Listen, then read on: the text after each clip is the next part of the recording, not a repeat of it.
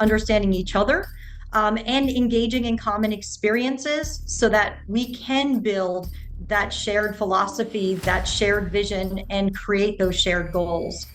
So one of the things that we were able to do. Implications of spending. So I think that that's where you spend to grow and you spend to innovate, but you also have to keep in mind when you're spending and you're innovating and you're growing. This position. One of the tasks that I had to do was update our student handbook and to make sure it was in compliance, and was there any other pieces that need to be added? And so what I do is I asked AI, okay, I want you to take all the middle school handbooks in Burlington County for students to use it to hopefully allow them more access. So, I think about my own self as a student, that if I were to be told that you can write about anything. Lesson you all have learned being a part of a leadership team. And what would be that piece of advice that you would like to give to any new one who is aspiring to be a leader? So, welcome to TomoClub Podcast series. I'm Avinash Bansal, co-founder of TomoClub, and we have been doing these podcasts with a simple thought that we want to talk about the future of education in K-12. Today, we have Dr. Pamela and her team joining us on a very, very interesting topic about their own journey into K-12, as well as Edgewater Park Township School District. So this is a very unique conversation because we have the entire leadership team, the engine room of Edgewaters, joining us and sharing their opinions and journey. So before we start, I would love if you guys can introduce yourself and tell us about you a little bit. Sure. Well, thank you, Avinash, for having us. Really appreciate that. I'm so excited that we are your first team on the podcast. I'm Dr. Pamela Nathan. You can call me Pam. I am the superintendent or new superintendent for Edgewater Park School District. I've been in education for 25 years in different roles, from teacher to vice principal to special needs administrator to supervisor of instruction, assistant superintendent for several years across a few districts in New Jersey and in North Carolina. And I'm really excited to be here today to share the beginning of our journey in Edgewater Park with this amazing team. Also, if you want to make a part of your introduction of what got you into education in the first place, and is that reason still valid? Gosh, there's so many reasons. I have a passion for making a difference. And I think education is a huge vehicle to do that. Working with students, being part of their journeys, learning from colleagues, truly helping education on its evolution as well. The world keeps changing. So we know as schools, we've done great work. And in order to continue to do good work, we have to evolve as ourselves, as a team, and as organizations to continue to serve our students really well. And I have a passion for making that difference. No, absolutely. I think that's very common. So why don't you pass on the baton and call out someone else's name rather than me doing it? Sure. Nicole, why don't you introduce yourself? Absolutely. Thank you. Good afternoon. My name's Dr. Nicole Inverso-Vogt, and I've been with Edgewater Park for 18 years. This is my 18th year. My current role is as Director of Curriculum and Special Education. I've been in education for 25 years as well, like Dr. Nathan. And I've been in district for 18 years in various roles as an assistant principal, as pieces of my job have evolved into the job that it is now. I'm very excited to be here today and talk about the great work that we do in Edgewater Park. Absolutely. My reason for my why for education and why I still am working in education as an administrator specifically has to do with my belief that I have a call to service, to want to serve students and want to reach all students where they are and create access and opportunity for students to be successful. As an administrator, I felt that I would have more of a reach to be able to reach more students by spending my days directly focused on reaching those students by making sure that the staff that we work with are well taken care of. And I think we take care of our staff by listening very carefully and by being consistent with them and showing up and supporting the work that they do every day. As a single person, I can't touch and feel every single student. And when I was a teacher, that was the piece that was missing for me, was that I loved I'm a teacher every day still, but as a teacher in a classroom, I couldn't reach as many students as I wanted to. So when I went into administration, it was always my goal to be the administrator that I needed and wanted when I was in the classroom. And that's what drives me every day, to show up and be there for our staff and be there for one another as an administrative team, because our teachers are on the front lines with our students and their jobs are hard and their jobs are changing. And it's important that we are really intently listening to their needs and their feelings, and involving them in part of the process when making decisions about what's good for education at this time. So thanks for having me. Absolutely. Pass on the baton to someone else. I'm passing it Got on to it. Shelby. Hi, thank you for having us. My name is Shelby Larrison. I'm the principal here at McGowan Elementary School, going into my 3rd year as principal here, my 8th year in administration, and my 14th year in education. So I taught 4th and 5th grade. I was an assistant principal of a middle school for some time, and then a principal in another district for 3 years before I found myself here in Edgewater Park. And I think one of the reasons why I was drawn to this community is congruence of goals and values. And that is kind of my why, is scope of influence and working with passionate people that all want to congruently do what's good for kids and families. And that was kind of my calling to consider even leaving the classroom, because I loved controlling my space with my 20 kids. But I knew that if I wanted to have a greater scope of influence, that this was going to be the next path for me on my career. And I love surrounding myself with individuals that work tirelessly for what's good for kids. And a lot of fortunate for me is that I work with a lot of great administrative members of this team that have that same goal, but also that the teachers that I have in my building are tireless advocates for kids, and they are extremely professional. And it brings me a lot of pride to be the principal of this school and work in this district, but it also inspires me to work hard. Kind of like what Nicole had mentioned, there's a call to action when you're in this role. And I think that like my compass is pure of I'm going to do what's good for kids and continue to do so, even when the work gets really hard. So thank you for having us today. And I'm going to pass it to Michael. Hi, thank you so much for having us today. My name is Michael Melvin, and I am the new principal here at Ridgeway Middle School in the Edgewater Park Township School District. I'm entering my 15th year in education, and what's exciting about this new role for me, it is a little bit of a homecoming of sorts. My first 8 years, I was a teacher, 7 other years here as an 8th grade math and science teacher at Ridgeway Middle School. I left after those 7 years to pursue administrative goals. I spent 2 years as a math and science supervisor for middle school and high school, and then moved on to be a high school assistant principal for the last 4 years. And I'm very excited to be back here. This is a fantastic school district. It's an amazing community. The families, the kids, it just made me so excited and passionate to be back here. And so why I got into education in the first place, my gosh, I think back to when I was a little kid, sitting in my grandmother's room with my chalkboard and teaching her everything I learned in school that day, right? It's whether it was about, the math or what I was watching on TV and teaching her all about the Power Rangers and the Zords and who was who. Just had this passion for teaching ideas and information to other people. And so I was in high school. I later decided to pursue mathematics. I had a wonderful opportunity tutoring a peer of mine who was blind, and helping her in geometry. She was an absolutely phenomenal person. She was in the marching band with us. She threw javelin, and I got to work one-on-one with her in geometry. And it was very challenging as someone who was blind, is to see 3-dimensional shapes, right? To see 2-dimensional shapes, to understand theorems and proofs, and to work with the student one-on-one to get them to the point where they were getting A's on all of their assessments. And it's like, wow, this is awesome.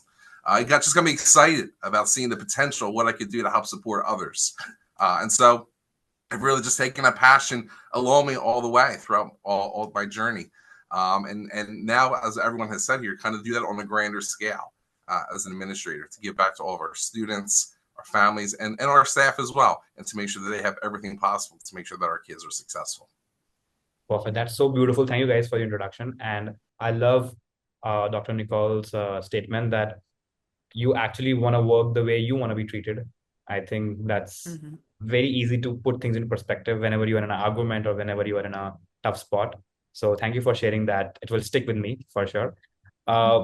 So Pamela, you actually brought the entire leadership team together, right? From curriculum, student support, business. There are multiple domains. So, and it's often competing also, these domains, if you want to make sure the student first can come at a cost, or there are a lot of friction between these folks among four of you only. So how do you align them to have a unified vision for your district? Yeah, and what's really neat about the timing of this podcast is that we're still working on that. That is a work in progress for us. And it begins with understanding ourselves. It then begins with understanding each other, and engaging in common experiences so that we can build that shared philosophy, that shared vision, and create those shared goals. So one of the things that we were able to do, within about a few days, I think it was July 9th, and Michael and I started July 1, was to have this common experience with our Board of Education and our entire administrative team. So while there are 4 of us on today, there is about a team of 10 altogether that got to engage in this common experience called Fishbird. Okay. So an extremely unique thing. It's not something that is typical for educators to engage in. This group, led by 2 gentlemen named Mark and Jason, tend to work with organizations outside of education, but they had a passion themselves for education, and like this podcast, preparing for the future, thinking about what can be and how to create breakthroughs with teams. So the things that work for Johnson & Johnson and other companies, even basketball teams are some of their examples that they've worked with, work for us as well as we formulate what those large, audacious goals will be, so that we're able to have a breakthrough and have a caused future rather than a predictable path. A lot of times in education, especially being around for the last 25 years, I'll see a lot of things renamed, a lot of cycles continued, but very little change as a result of that. So a lot of hardworking people maybe solving the wrong problems. So we're going to understand ourselves and our team really well so that we're finding the right problems to solve and envisioning that future that we will cause.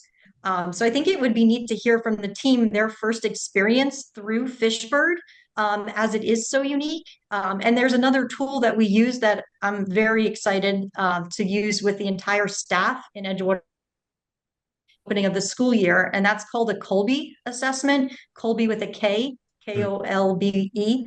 And it truly gives you a new component to understand yourself. So we've had EQ, we've had IQ, we've had those assessments for a very long time, but very, very few people understand their problem solving mode, how they go about problem solving. And the differences between how they go about problem solving and maybe how team members go about problem solving.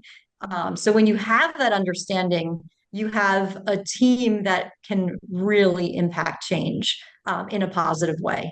So I'm just going to start with maybe Nicole just sharing as she had this kind of authentic experience.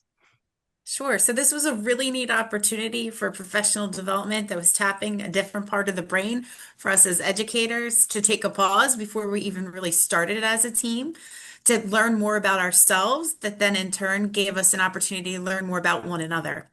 And I think it was really important in taking the Kolbe that the focus was not discounting IQ or discounting emotional intelligence and how that plays and is a big part of the job, or even discounting the many times that all of us as educators have taken personality tests at different times, right?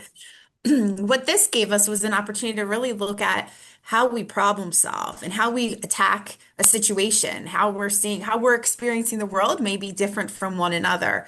And I really enjoyed the experience when I came out with all of my numbers, and Pam shared with us, one's not better than the other. So this isn't about, okay, where are our weaknesses as a team? This is just basically about what is our mode of operation? How do we operate?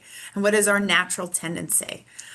So, as someone who's really interested in anything related to psychology and the brain and learning, like most educators, it was neat to apply this to forming a new team and how that impacts team dynamics. And already I can see how we're utilizing the Colby just in our conversation. So, for example, when you think about how you're going to even go about developing a format for an admin meeting, and Pam, I'll just speak like authentically about our experience as a new team.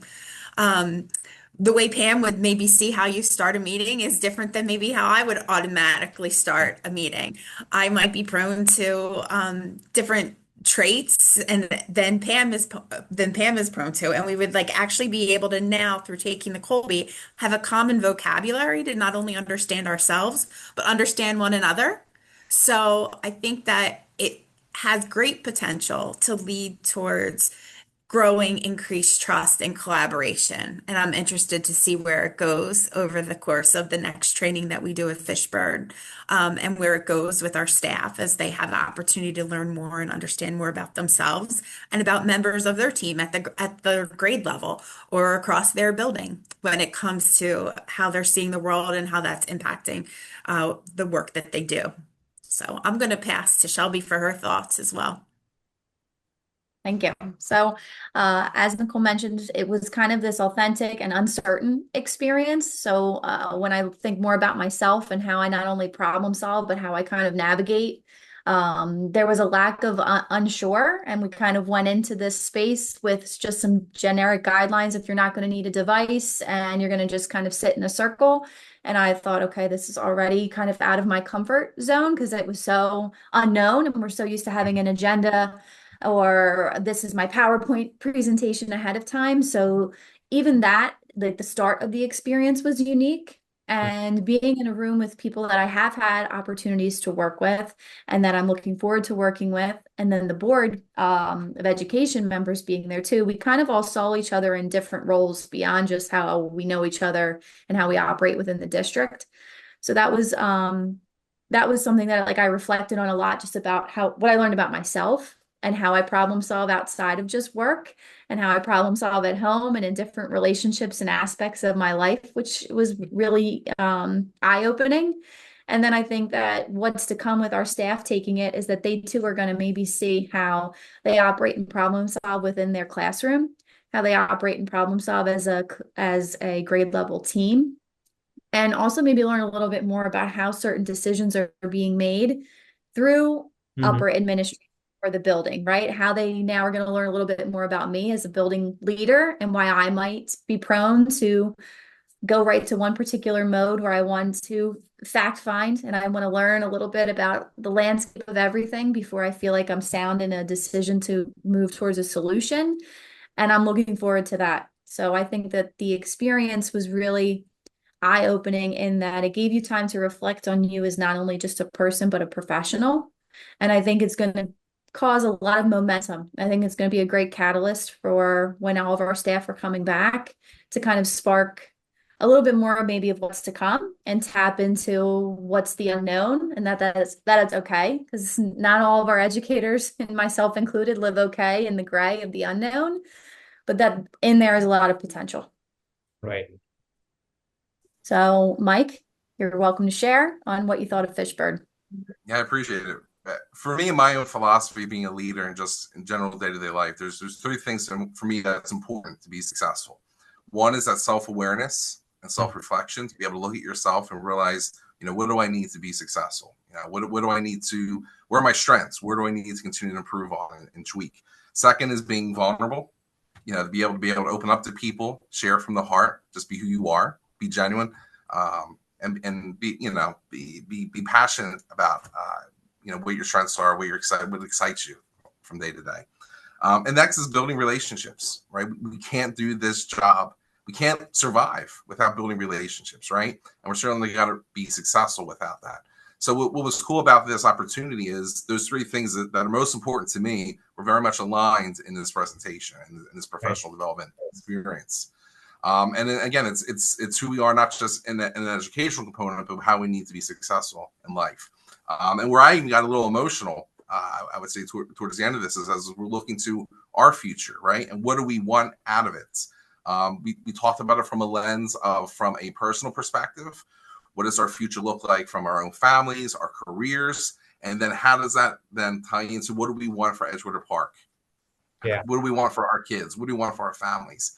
And then how to tie all that together into one big pot that melds beautifully together and say, how do we get to that cause future that we want? So yeah, it was a great experience. It was kind of nice to do kind of going in with blinders on, I guess you could say, to not know what to expect. And I look forward to the next step in this journey. Beautiful. I think, so tell me one thing, if anybody can answer. Did you guys share your problem-solving strategies out loud openly, or did you guys make your own notes and not shared it? It was very visible. It was really neat. They actually charted it, and there's numerical correlations with the different modes, and they were posted. So we had an opportunity to read our detailed reports in the Colby, as well as have it up there with all of our numbers. And then part of we just touched the surface. I mean, it definitely was the type of professional development that I know for myself, I left wanting more specifically about the Colby and about how different scenarios could come into play based on where your numbers fell and how you attacked a problem. So, I would love to see more scenario-based work utilizing what we learned from the Colby and about one another to see how things relate to one another, based on what we know in research, and then what you learn about yourself, and then what you're seeing as the person next to you is learning about themselves. And then how do those things all come together and impact how you move decisions, how you move change, how you identify what's next. That's so cool, because I think I can relate one thing, even within my team, if there is people with good IQ, good EQ, but the way they look at problems is very different. And if I start empathizing on that part, then my coordination has become super amazing, because let's say if I have a problem, I want to address the shortest patch first and then think of a long-term solution. And there are a lot of people in my team who want to have a long-term solution in place rather than a short-term patch. So I think though we want the same thing in a long run, but immediate management or immediate risk analysis is very different. So I think I appreciate that you worked on it. Now I want to ask you, right now we have almost 100-year plus experience in this meeting, if I look at it from the education point of view. So a lot of time, the decisions made together as a district may not align with your professional judgment, right? So anybody can volunteer. There's no flow. But how do you either keep quiet or still push your agenda when things are not going as per your way, or things not going, what do you think is the best way? So how do you guys deal with it? You guys have experience working with previous organizations as well. So would love to share. I think one of the most unique things about Edgewater Park Township is we are the district. So that the statement of when things aren't going your way as if it was a district decision kind of a concept, I believe the board and this administrative team, our staff, we are the district, our students, our community. So being able to, again, form that team and grow that team's capacity so that all of us are able to function at our highest levels and then pass that ability on to the other teams within the district that formulate our entire district is huge. I think one thing you mentioned, Avinash, that I found very interesting is that that sometimes that clash between problem solving modes where somebody is very future oriented and somebody is very now or even maybe looking to the past for solutions. That's one of the reasons why we built this common experience early into our formation of our team, because that can feel like a conflict often. And oftentimes it's just a difference in your Colby, your problem solving approach. So now when we start to have that dialogue, we can say, oh, remember, I'm a quick start. And you happen to be a fact finder. So one's thinking future, one's thinking past. How do we now have this dialogue, share all our thinking, and create the future together, and problem solve the right problems now? Yeah. The Colby was interesting because it has 4 problem solving modes that you're going to have a little bit of all of them, but you're going to be strong in some. So there's fact finder, follow through, quick start, and implementer. So you've been kind of hearing some of that language here. So I think when there is any type of communication, we're now thinking through that lens so that we don't miscommunicate or we're not misaligned. Mhm. Yeah, I understand the fact that you guys are the district. So you guys are designing the goals of the district. So I get it. But still there are gonna be places, right, where Mhm. you'll take a back seat, you'll take, okay, let somebody, but you are kind of foregoing and keeping quiet. I want to Mhm. understand, how do you deal with that part? I think you deal with it by making sure that you're being authentic and honest and engaged throughout the process from the very beginning. Because to your point, there are always going to be a something at some point in time where it doesn't lead, where you don't reach a consensus Right. decision. But yet you're duty bound to have to support and move forward with whatever the topic is that you need to move forward with. And this isn't just to about specifically Edgewater Park or the Board of Education or a singular decision that could perhaps be made, right? This is bigger than that. We're also operating within the Department of Education, who then is also operating from the federal government. So there are things as administrators that come to us in district that then we have to navigate and then you have to implement. And you might be checking yourself at different points saying, does this even make sense to me? I'm being asked, I have to do this. And I think that's what you're getting at is like, what do you do when you are in a situation where you're trying to apply meaning to something that seems like it's not going to have the impact, Yeah. but you have to do it anyway. And I think as educators, that's where like some of our work really lies. And I think that the first step I always look to is how can I make this item, whatever it is, meaningful, even when it's difficult to find the meaning. So what can it attach to this initiative that comes to us? How can we streamline the work in a way that we're prioritizing how we're spending our time? What can the communication plan look like for our staff so that they understand that we are being authentic and honest and that something needs to be implemented and we've already given it lots of consideration and we need to move forward anyway. That happens in education a lot. Right. And to Pam's point too, I mean, so much sometimes because it is looking at the past or it is looking at the future, but it hasn't necessarily taken into consideration the past, the present, and the future. And it's just like, nope, we're going to put this in a curriculum guide. We're going to put that in a curriculum guide. We're just going to put everything in the curriculum guides and never take anything out, right? We're just going to keep adding these things that feel like silos. So in summary, from my lens, I think it's just trying to be authentic and engaged from the beginning and bringing meaning to the work and then clear communication and authenticity throughout the entire process. And then your professionalism comes at play because we all have aspects of what we do every single day that you might not love every single thing you do, but you still have to do it and you have to do it with integrity and you have to be able to implement. So. Yeah, absolutely. You can't have I told you so moments within the team because that doesn't gonna help anyone. So uh, one thing when I was reading about your district, one thing that really stood out for me was, and of course Dr. Nicole can add to that because she's been here for 18 years plus, is how you guys have managed the finances.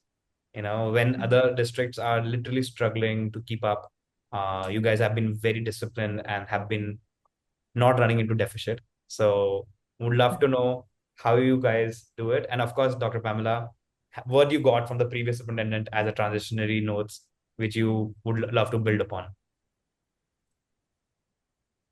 Gotcha. Well, first of all, if we can be on again, I will invite more team members, and I would include Nancy Lane, who is our business administrator. She has done a amazing job. She works skillfully and tirelessly in order to make sure that not only is our budget balanced, but we're taking every opportunity through grants that come our way. In fact, this weekend we were already writing one for a literacy coach. So, constantly Nicole and Nancy looking at those opportunities for how we can continue to bring resources into district. That's really important. I would also add too, Pam, I think that's something that I see already Pam has a head for as well, is that when you make a decision, it's not a singular decision. When you're looking at setting a goal or looking to spend money on something, or you have to also look at the impact of everything else around it. And I think that's something that Edgewater Park, the Board of Education, our business administrator, our administrative team has been really good at, is not just narrowing in on one thing and then not considering the repercussions of that. So it's that balanced approach of being able to look at all that is and all that could be, along with potential implications of spending. So I think that that's where you spend to grow and you spend to innovate, but you also have to keep in mind when you're spending and you're innovating and you're growing that you can't like suck the well completely dry. Right? And then leave other things stretched and brittle, or you're just creating new problems throughout the district too. So I think it's strategic. Yeah. No, I think one of the other reasons also I could see is I'm not sure about the latest data, but the old data was representing how the enrollments have not gone down in your district. I think it's a very common phenomena, not putting fingers on the reasons for it, but it's a very common phenomena that public school districts are losing enrollments year on year, which is not the case with you, I guess, right? We're growing. That's crazy. We're growing, and our goal is to continue to grow, right? We want to attract young families. We want to attract more students. This is a great place to live and a great place to be educated. So that is part of, the goals that we're forming, is how do we continue to do that and do that really well? Yeah. Now I want to shift our focus towards a topic that I think everyone will have to contribute. They can't ignore it, is AI. So like we often hear about that AI can streamline administrative tasks, right? It can save time, it can improve efficiency. And you guys, since looking things from the macro level of your district and the schools, how you guys are looking at it? What's your current take on AI as administrators? Well, I can give you an example of how I recently used it just moving into this position. One of the tasks that I had to do was update our student handbook and to make sure it was in compliance, and was there any other pieces that need to be added. And so what I do is I asked AI, okay, I want you to take all the middle school handbooks in Burlington County. I want you to pull every single one. I want you to compare it to the one that I have with my changes in there. What am I missing? Is there different perspectives, different lenses? Is there any compliance pieces I need to add? And it was just phenomenal, the feedback that I received and the links to be able to compare that and then to make those adjustments.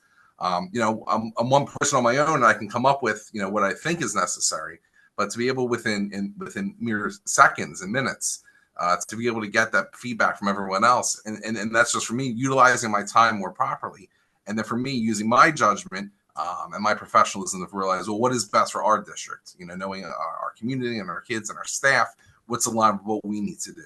And so, for me, anytime I have an opportunity to use it in that fashion where it's still myself, I still want to be my authentic self as a leader and as a person, and my morals and my values, and they're leading the way with everything. But if something can save me some time and help me get on that path to something quicker, I definitely want to use it. Perfect. So you definitely are an AI enthusiast and optimist. What about you guys? I'd say I'm an optimist as well. We're at the beginning, but I'm like a policy procedure, want a structure. So I think at this point where we are as a district is Pam's been working on AI policy with our team. We actually are going to be taking a closer look at that tomorrow, potential policies. So once we have a set policy in place. We know that that policy will continue to change as the times change, but some considerations, considering how students will utilize AI, considering how our staff, how should we be supporting our staff in using AI and using it responsibly, is, I think, an important part of the conversation that's a necessity, especially in schools. Um, like anything else that comes that's new, me personally, I don't tend to think I'm going to break things, so I'm not afraid to try it and use it. And I'm also pretty strong-willed where I'm not going to allow it to think for me.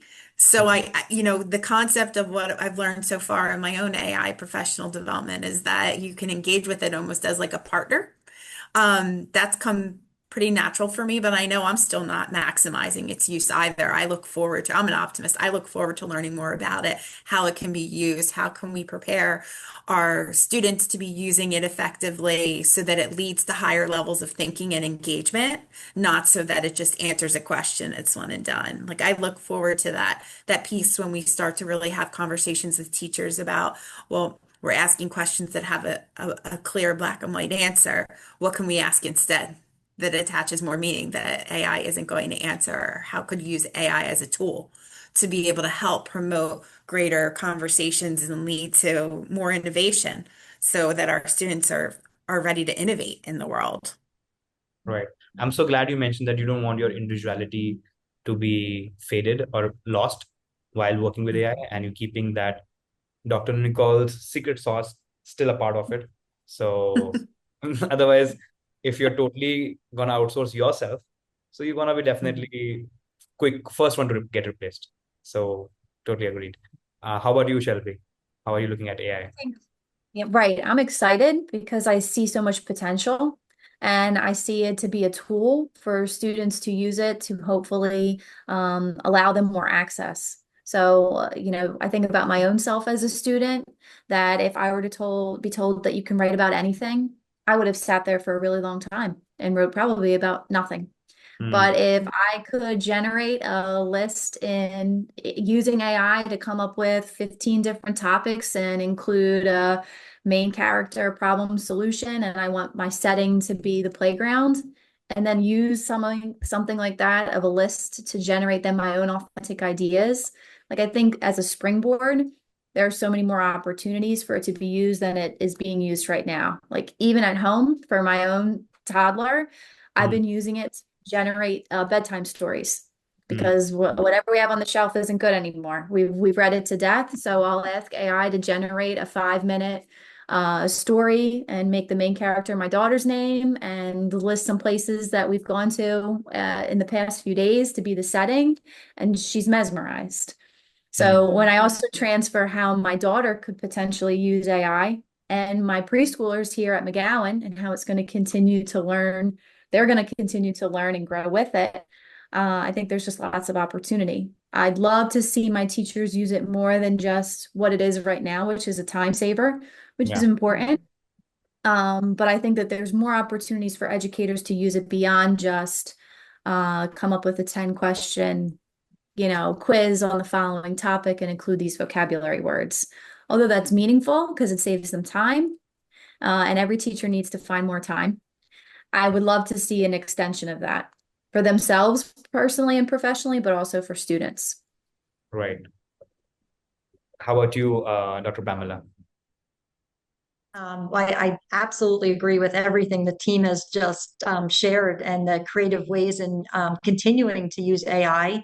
I think with any new resource or tool, it's really important to teach our kids how and why you would want to use it. Certainly, one of the things I've used most recently is a resource called Thought Exchange, and it uses AI as part of a qualitative analysis after getting feedback from a large number of people or a small number of people, depending on how many participate. But essentially, as we're forming our goals, obstacles will always be there. They're present in any organization.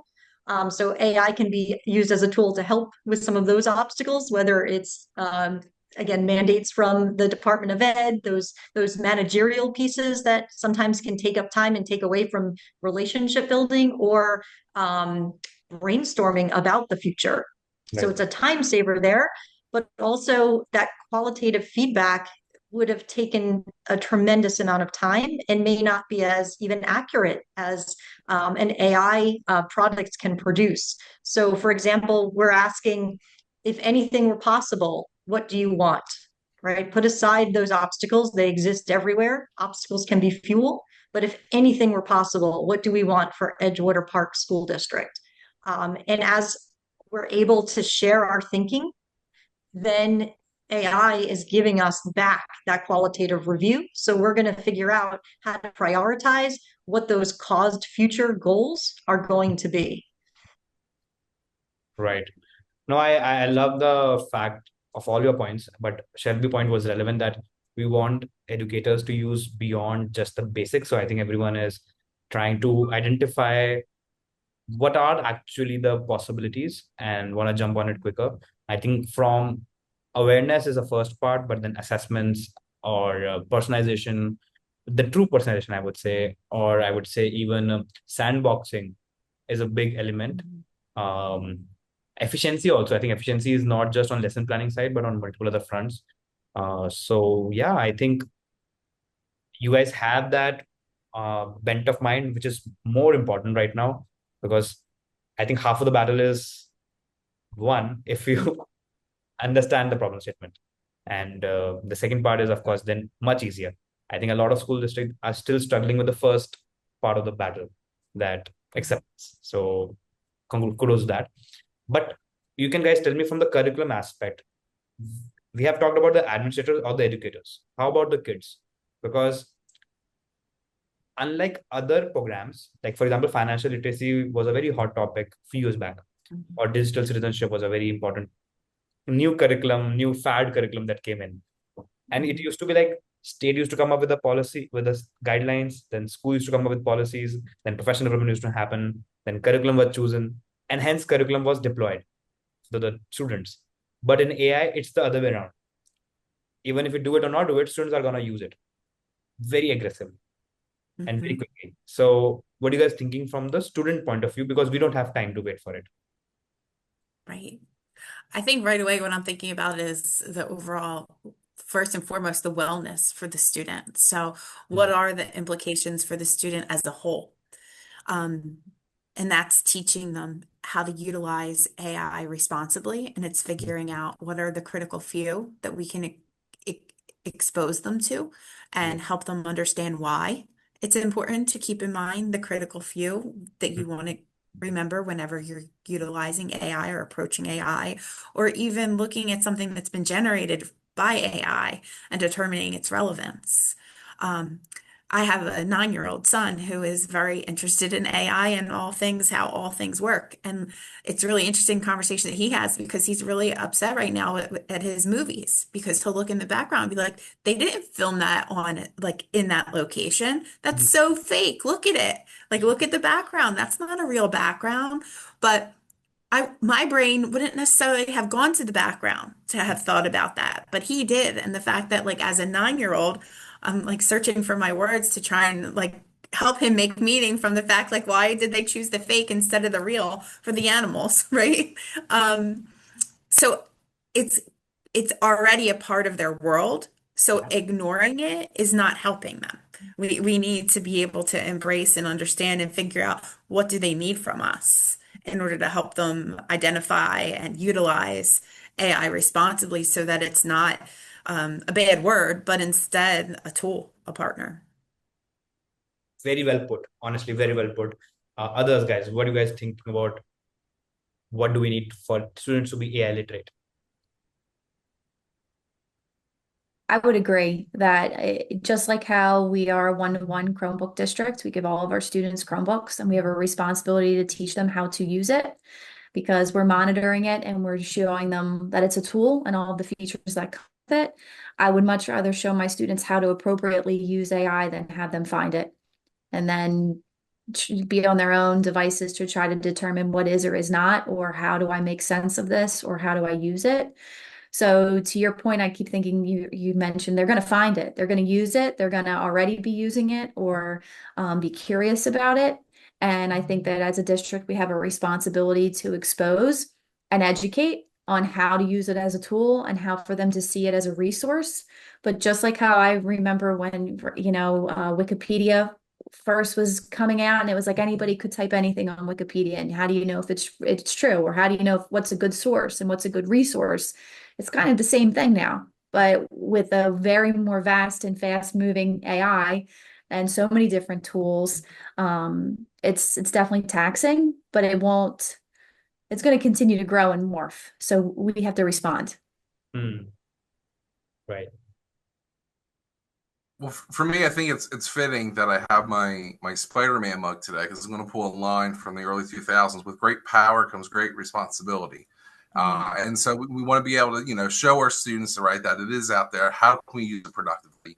I also think from the lens of from an educator, as well as looking from their lenses, when I first started as a math teacher, and towards my last couple of years, I think it was photo math that was first starting to come out, and kids were using their cell phones right over my math problems and getting it like that. And I realized is the kill and drill math problems is a thing of the past, right? We have calculators, we have technology we do for that. How do we take it to the next level? How do we make it more impactful? How do we make more real world applications? And so I think that also from the lens of from an educator for all disciplines, we need to start thinking that way. How can we use AI as a tool to support us with some of those things, and then to take our assessment to the next level, right? And I think too, that's when kids are going to buy in more, right? When they see more of the real world applications. How am I going to use this in the real world? How can this apply to something? It's more authentic, right? And so I think there's something exciting that how AI can maybe start to push us as educators in a direction where we really need to reflect on what we're doing in the classroom. And how we can enhance it. No, absolutely. And total new method of assessment, or new method of actually evaluation is like expedited. If we would have done it like few years later, now we have to do it right now, because otherwise there's no way to judge if the students are actually learning. So yeah, thank you for bringing that up. You have any thoughts on this?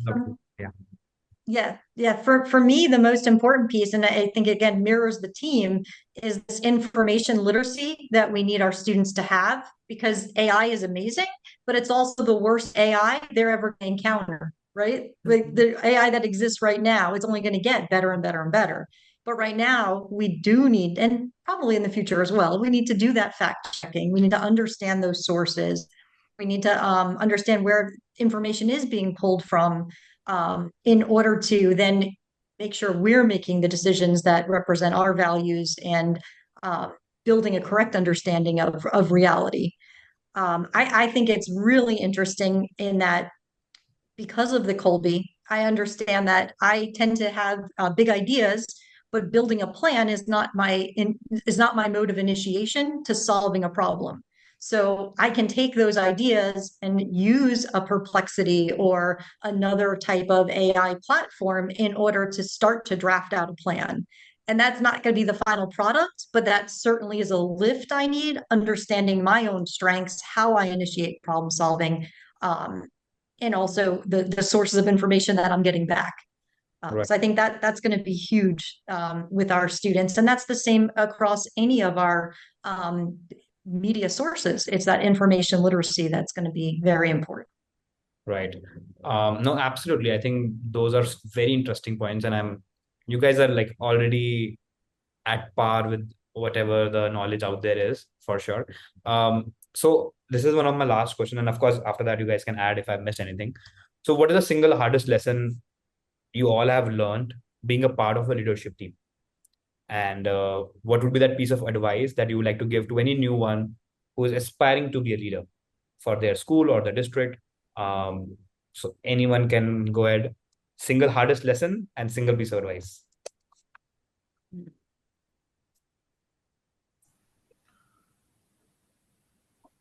I think one piece that I'll share from my journey so far is this is year 7 now in administration, and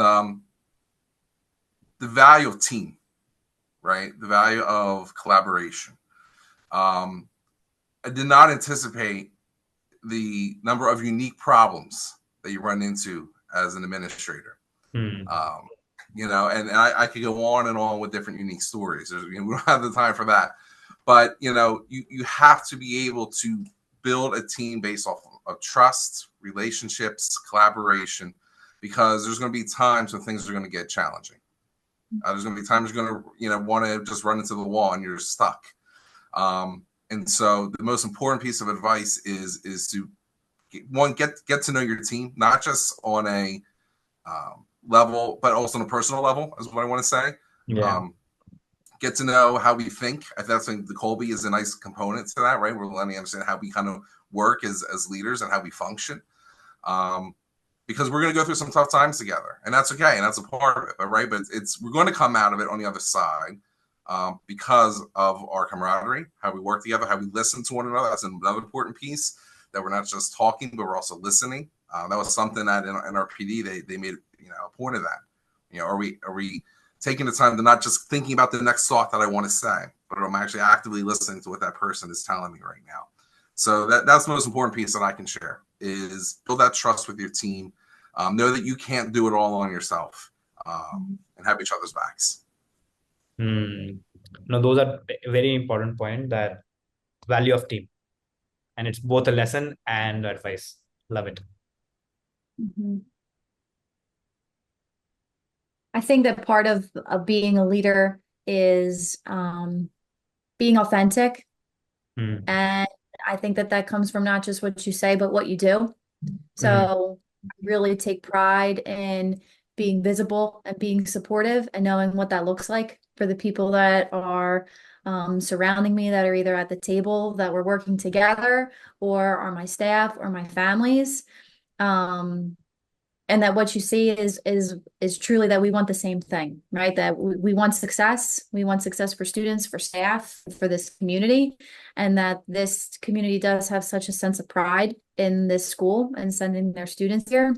And I don't take this job lightly, but that doesn't mean that with this role in any type of leadership role is that you have to set the boundaries for yourself so that you can be authentic professionally, but also authentic personally. So I think that would be my advice for anyone that is thinking about taking on a leadership role is be your most authentic self and be supportive in every aspect that looks like, both in your office, in your school, in your community, and also at home. Perfect. I would agree. I think that I just recently was reading something that said, like, as the leader, you bring the weather, right? So depending on how your mood is, the vibe that you're giving off to those around you, they are going to take that with them. So I think that two-part in answer to your question, if there's so many lessons, it's hard to just pick one. And I agree with both lessons that Shelby and Michael shared. I think another one is that really, at the time of COVID, this was very apparent, where it felt like there weren't any good decisions to be made. Yeah. They were just like, which decision was the least bad decision, because they all felt like bad decisions. And I think that as a leader, when you strive to make the right decisions and want to have clear information that back your decision, I think it's difficult to learn that sometimes you just have to take a step forward. You have to make a decision, and you have to acknowledge that there's pros and cons to all of them, but we need that next step. And you can't always just wait and do nothing. You have to move forward. And I think the way that you get to move forward is by having that personal stock in those around you where people trust, because you have operated authentically. You have taken the time to listen and care deeply, so that when you are in that position as an administrator where you are feeling like, okay, all of these decisions are horrible, and I have to pick the one that's the least horrible to be able to move forward, that you have that support around you, and that you feel more comfortable in being able to move forward and then plan for what's next. So Beautiful. Yeah. I would say the hardest lesson to learn is that, and this is not my phrase, I've definitely learned this somewhere, but culture eats strategy, or maybe it's culture eats strategy for breakfast, happens very quickly. So I think finding the right place to do amazing work is really important. What drew me to Edgewater Park is really it's a small town with a big heart. The people here, the teams here, really finding that right place to be able to do that work. And this team and the Board of Ed took a huge leap in me just setting up a professional development experience for them, not having any background, just show up with nothing for the whole day, and just be your authentic self. And I don't think anything can be scarier than that sometimes. Right. And they did it, and it was amazing. And we have a day 2 coming up. As far as advice, definitely resiliency in education or in leadership roles. That's huge. And again, I hear it over and over again from this team, that authenticity. I think tapping into talent is so important in a district. There's so much talent everywhere. So our job is to be able to remove barriers and allow that capacity to build. I truly believe each and every one of us is capable of amazing things. And if we create the environment that allows those voices to be heard, allows for that experimentation, doesn't sees obstacles as fuel, not stops, then we are going to achieve amazing things here. And we're going to get off the predictable path of that incremental advancement, and we're going to have some awesome breakthroughs. No, I have no doubts on it. And we did cover a lot of aspects from how you structure the team to how you handle conflicts and how you still keep your individuality, working with AI for yourself and for students, advices and setbacks and lessons. So we did talk a lot about what leadership feels like. Anything that I have missed that you want to share? Any of you of us? I would just want to thank you for your time and your belief in having a team in this setting. I think that is really it's interesting and exciting that we're your first team. Yeah. I do believe that teams are the impact that needs to happen. There is no one individual, even though we're all powerfully individually, we are so much more powerful as a team. I just thank you for that leap of faith, and we're going to continue to grow and learn together. So we'd love to continue to share our story with you. Perfect. No, I definitely would keep a close watch and will keep on connecting with you for your achievements. But thank you so much, guys, for being a part of this experience. And I'm sure if we look at this podcast maybe 6 months back, we will feel that, it was an amazing thing that we did today. Yeah. Perfect. Thank you you so much. Yeah. And Thanks so guys, much. for all our viewers, I'll put the description and put the email, like LinkedIn profiles in the description for you guys to follow, and have any questions, they can reach out to you. Great. Perfect. Thanks for tuning in.